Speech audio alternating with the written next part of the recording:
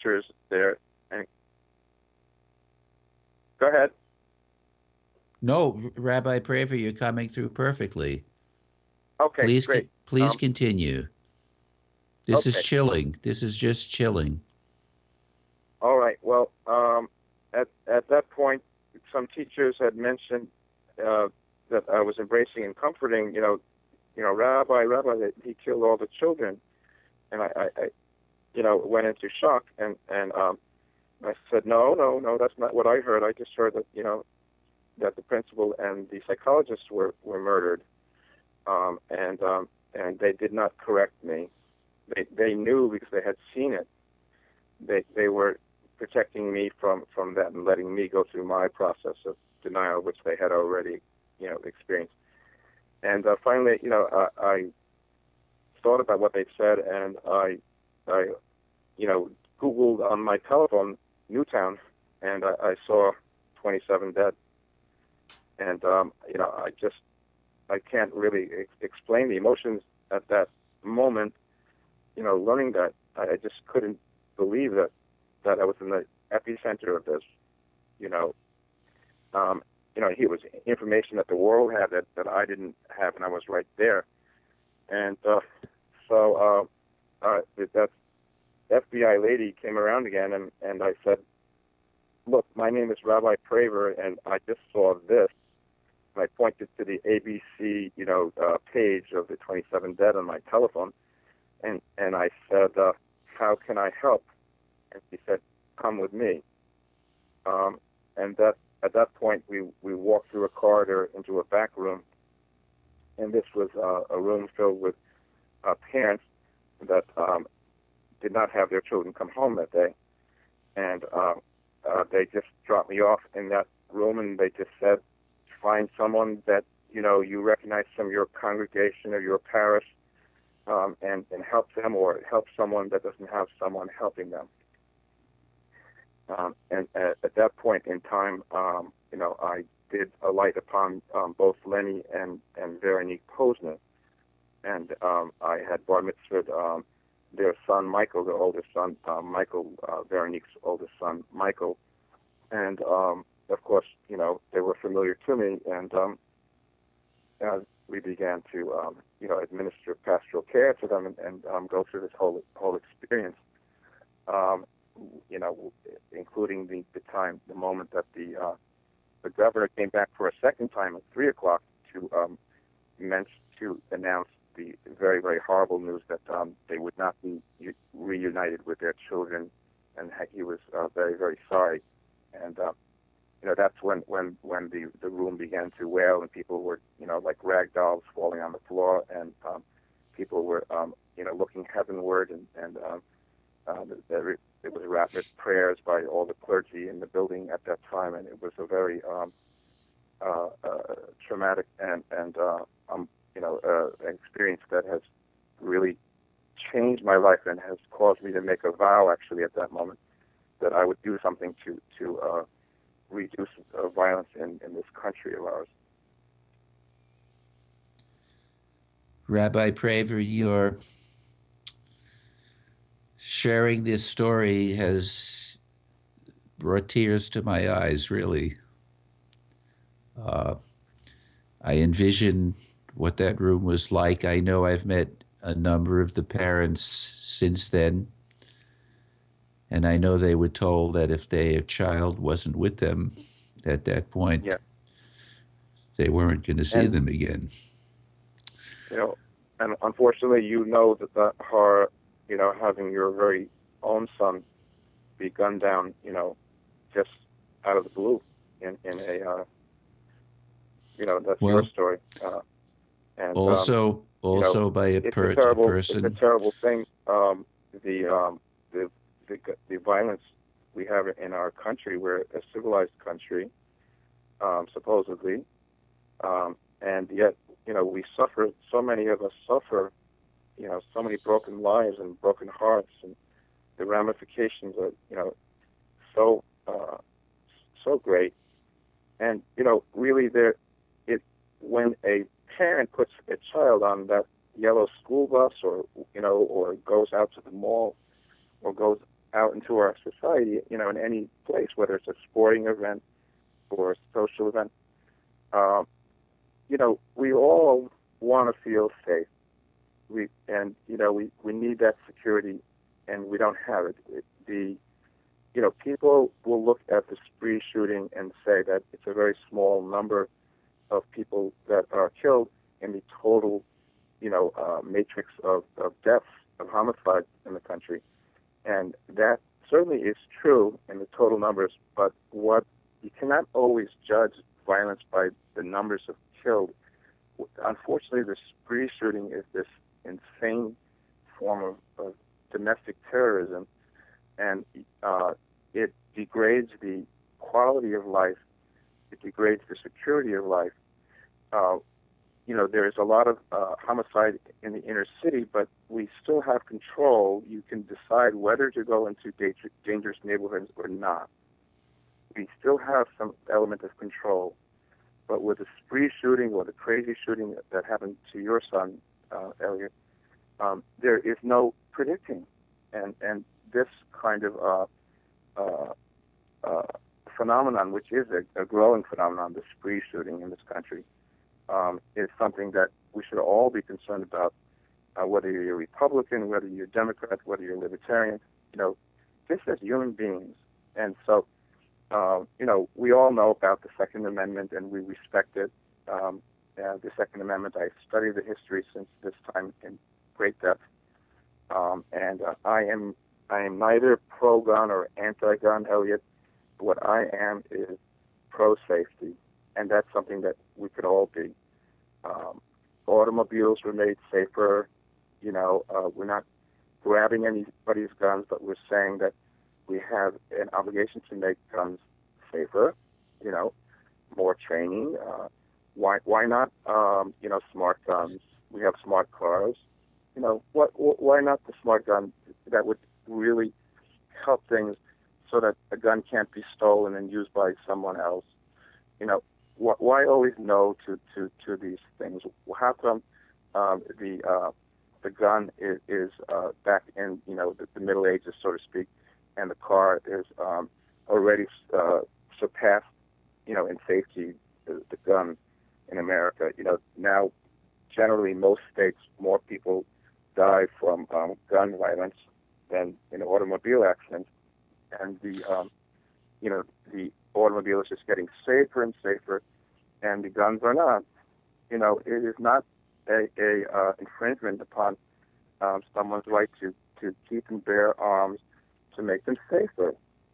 We're not saying take the gun away. We're just saying we can't ignore 32,000 people dying, whether it's through suicide or homicide from guns. It's not whether you're a Republican or a Democrat or whatever, independent. These are facts. We can have different opinions about how to fix the problem, but we can't. We can pick our opinions, but we can't pick our facts. And these are facts. It's written all over the FBI, website for us to verify. And so let's get together, folks. Let's have some civil dialogue. Let's cut the nonsense. We're talking about human lives, and a lot of them. And let's make guns safer in America. We can, chew bubblegum and walk at the same time. We can respect the right to gun rights, while also, I should add, respecting the first part of the Second Amendment, which is a well-regulated militia being necessary to a free state. So it is necessary to regulate appropriately in balance, and that's the two parts of the amendment. There's always been gun rights. There's always been gun regulation, and right now it's off balance. 30,000 deaths should tell you that it's off balance. Rabbi Praver, am I coming through okay? Clear enough? Yes, you've come through very clearly, very articulately. We certainly need to have you come back, and speak more. I know about the path that you're heading out on in terms of trying to resolve this. I have several quick comments I would make.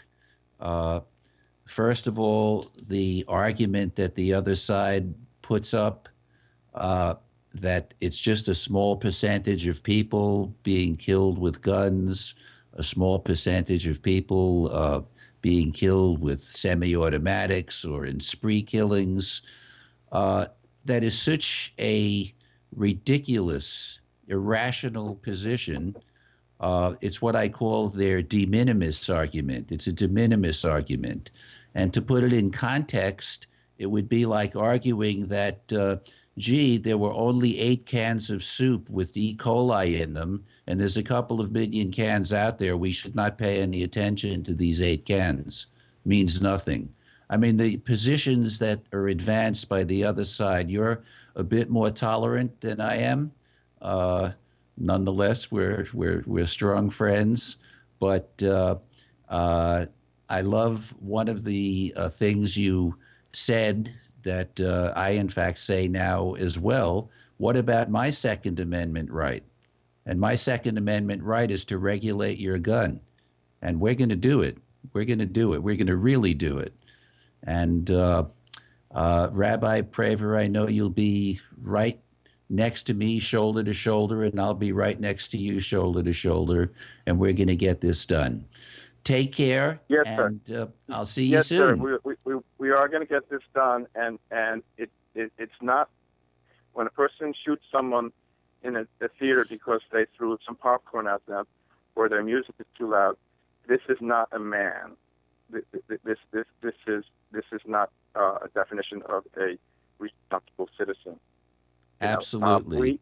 We Absolutely. have to use in this country, we have to start using our interpersonal communication skills. And that's what a man is. A man gets up and says to the teenager, please lower the sound of the music because, it's bothering me or I have a headache. That's a man. A fool is someone that pulls the trigger and extinguishes a life for these little infractions. Well, I completely agree with you. I'm sorry that we have to cut this off. I could talk with you for hours, as we've done when I've been up in Newtown, and as we'll do again. Take care, my friend, and thank you for being on the show. You've really contributed a lot. Let's all be safe. Shalom. Peace. Shalom.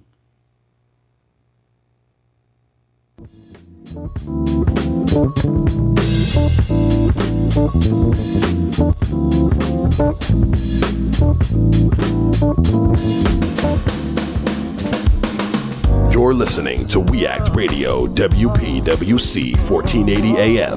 Visit us online at weactradio.com. Today might be the day I drop out of school. Today could be the last day I try. My parents alone can't stop me. My friends can't even stop me. But you might be able to. With United Way, you could tutor me, be my mentor, or volunteer to just read with me. If someone had helped me earlier, I might not be struggling. And studies prove that kids who read well by 3rd grade are more likely to graduate. There are tons of ways people like you can help kids like me stay in school. And United Way is calling for you to be one of them. Because it takes 12 years to create a graduate. It takes about the same time to create a dropout. And the difference between me becoming one or the other could be you.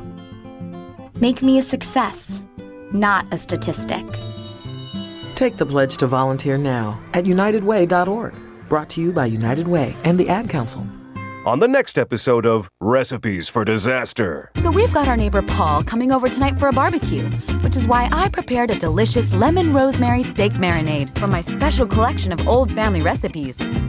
To make sure the steaks are extra, extra, extra tender, I left them marinating out on the counter overnight, just like Nana used to. Maria may mean well, but without food safety, it never ends well. Always thaw or marinate foods in the refrigerator at 40 degrees Fahrenheit or below, or you could make your friends and family really sick. Maria's neighbor Paul didn't think twice about the steak he ate until he was presenting his company's financial forecast to the board. That's when a sudden bout of food poisoning made it explicitly clear that profits weren't the only thing on the rise. Watch Recipes for Disaster at foodsafety.gov. You'll learn the right steps as Maria does everything wrong. Brought to you by the USDA, HHS, and the Ad Council. There are many sounds in your day-to-day life. There are sounds that wake you up. Sounds that make you smile. Sounds that energize you.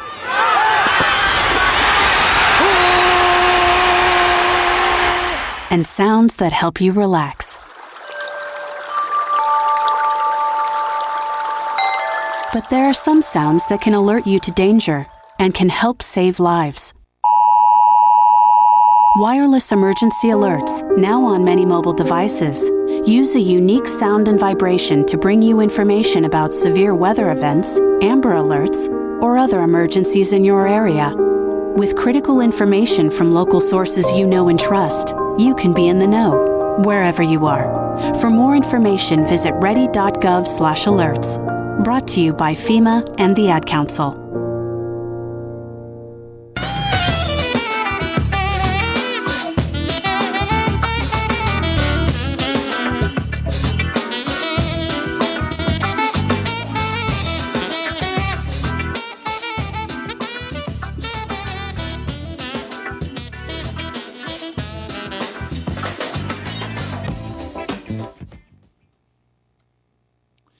Okay, well, welcome back to It's the Gun Stupid.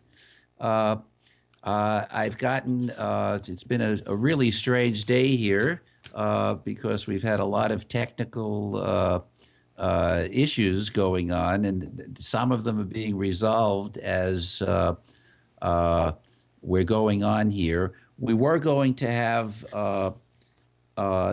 a gentleman from the pro-gun side joining us, the editor of an organization called a blog called The Truth About Guns, a fellow named Robert Farrago. I hope I'm pronouncing it correctly. We were unable to confirm that he was going to be on, and as such, we will not be able to. I just received word that he can appear now, but it's we just don't have the time to do that. So what we'll do is we'll invite him to be on next show, which will be 2 weeks from today, and really spend some time talking with him. Robert doesn't particularly like me. He doesn't particularly like Gun Victims Action Council. He doesn't particularly like our editor, Martha Rosenberg. That said, he is a very bright guy. He is an interesting guy and has some very strong opinions, and as do I, and I really am looking forward to talking with him. It's going to be a very important discussion. We're going to talk about confiscation. I was going to say something about confiscation now, and I may, but Robert, if you're listening, or if we can reach him, please tell him that I want to have him on when we can really have some good time for talking, and we only have about 10 minutes left, and that's not going to be enough time to really explore what I'd like to explore with him, and what I'm sure he'd like to explore with me. So what I would like to do is to see if we could get Martha Rosenberg, our senior editor, to join us. We had intended to do that before, but the problem is we had technical issues then too. So Martha, can you hear me? Are you able to join me for a few minutes? Yes. Hi, Elliot. Hi. I'm here, and I'm hoping that you can hear me. I've been following the show. I'm here. Okay, I can hear you, yes, perfectly. Sorry that you couldn't join me for the news section, but we'll make that a regular feature going forward. And the reason I wanted to have you on this portion of the show. And I'm sorry we couldn't clear things up with Robert Farrago. It's going to be an important conversation we'll have. But I've asked you, because you interact with so many of the people on the other side, to handle some of the invitations to our show. And what's been surprising has been the number of people who've contacted us or who we've contacted, who are known for really having big mouths, strong opinions, and really being, having a lot of swagger. And we've invited them to be on the show. And they're all ready to come on the show until we invite them. They dare us to invite them on the show, and then when we invite them, they become no-shows. Maybe you could share a little bit about it. Well,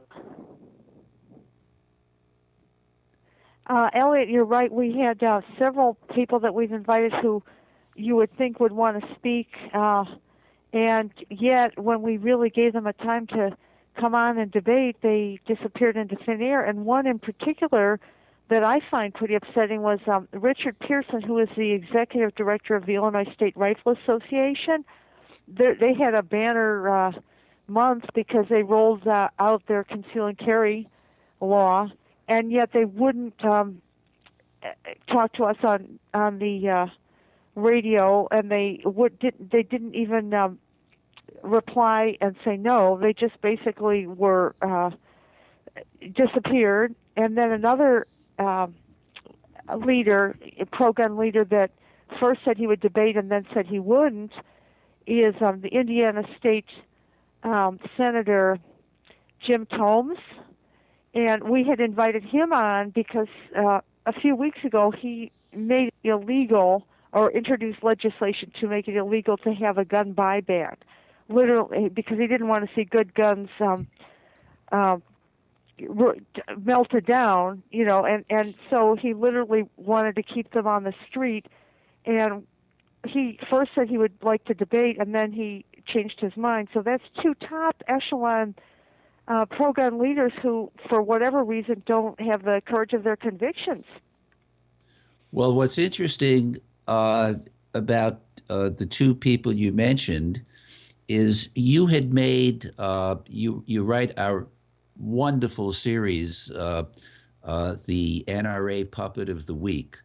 And I love the graphic you developed for it, which is a puppet being manipulated by the marionette fellow Wayne LaPierre. So he's pulling the strings, and we have all these people parroting NRA absurdities, but unfortunately getting them pushed into law from here, from too often.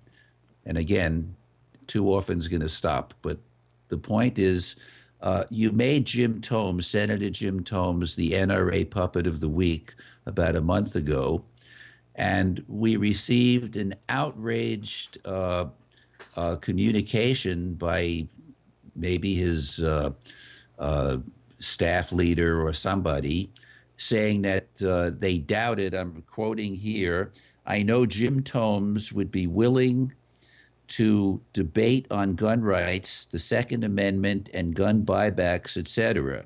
That is, if the Puppet of the Week writer has the stones to appear in person at a monthly meeting here in Southwest Indiana."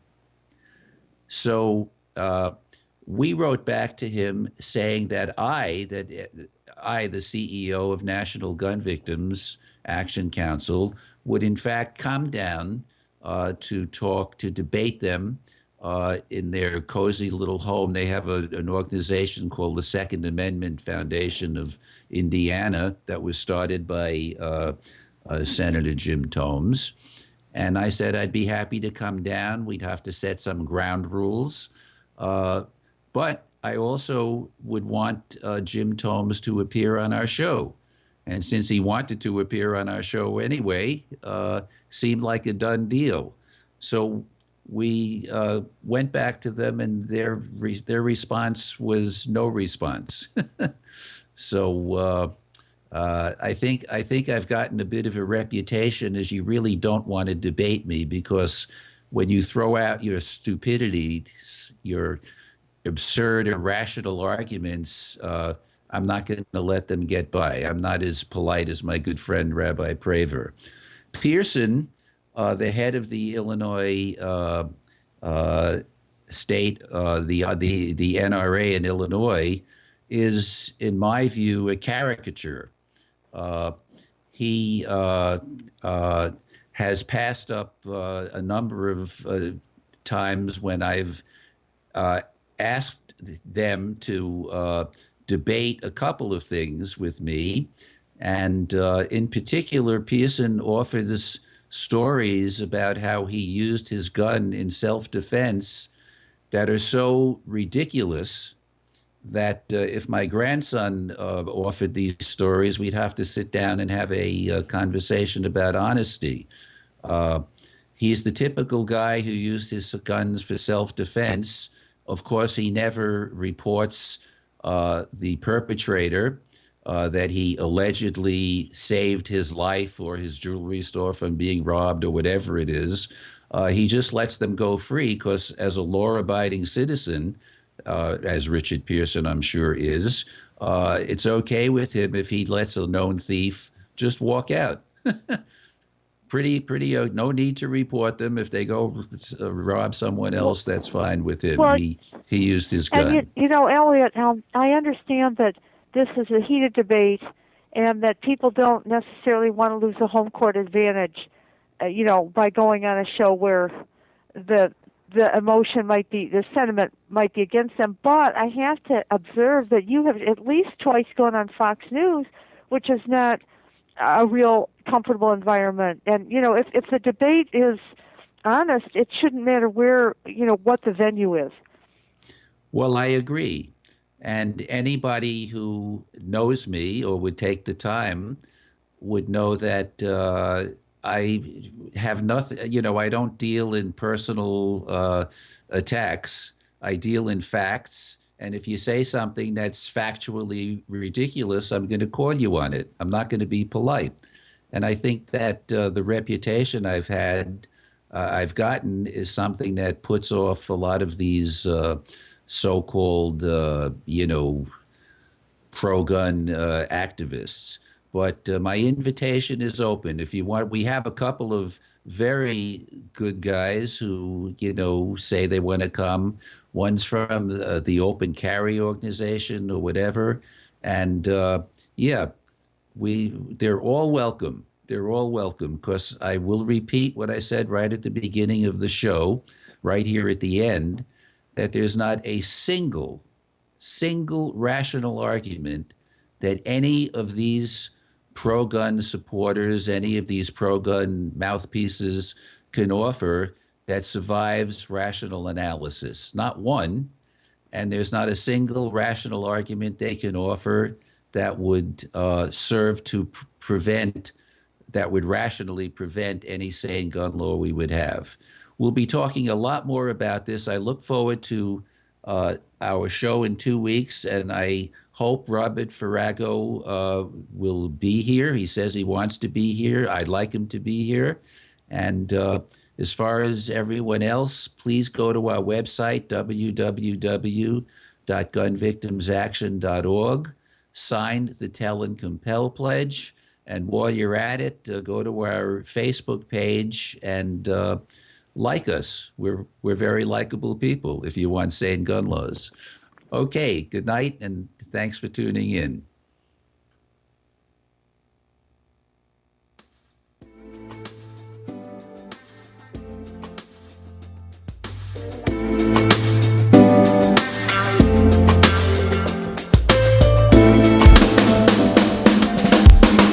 You're listening to We Act Radio.